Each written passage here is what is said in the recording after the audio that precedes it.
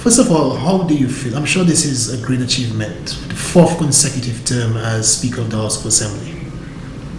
Well, it's a sense of, I feel a sense of accomplishment, yes, but I am very humbled by the fact that the Parliament has reposed such an enormous trust in me, and I consider it such a serious responsibility that it makes me double my efforts to ensure that everything that I do is done in the proper way, and every decision I make is done in accordance with the rules of the House.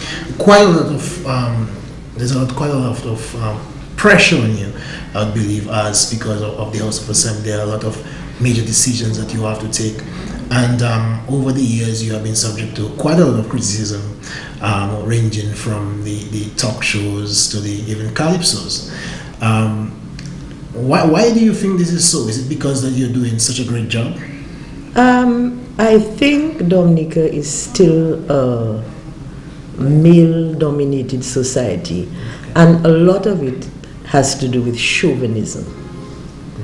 And it's sad, because I think that by 2015, the message should be that men and women are equally sharing this space in this planet, and so one is not superior to the other.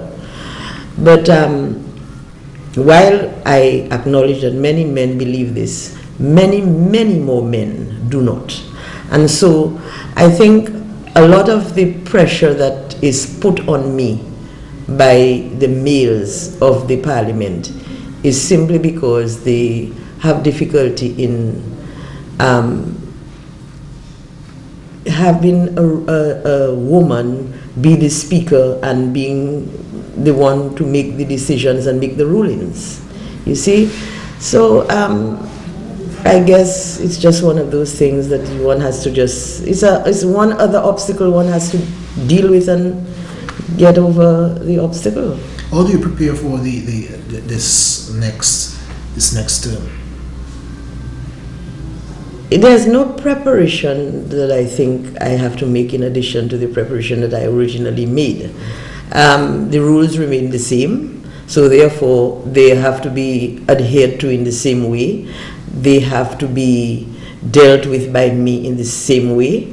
Of course, there are new players, and as there are new players, you have to sort of adapt to the way the new players perceive their role. That is one of the key things, you know. It's a whole, we're on a stage, if you like to put it that way, and everybody is playing a part.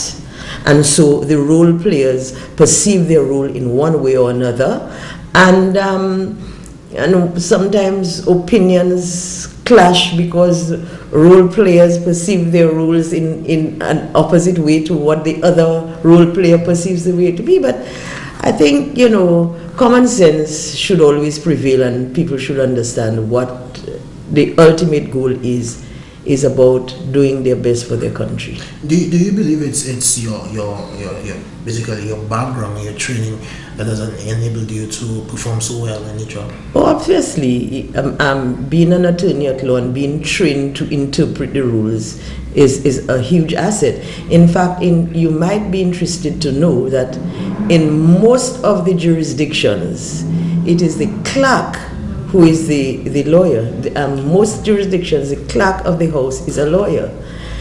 In the case of Dominica, the clerk of the House, very competent, very competent when I came in, and taught me quite a lot. Nonetheless, if a person has a legal background, they can add to what the clerk is offering. Okay. And I think that's what it is.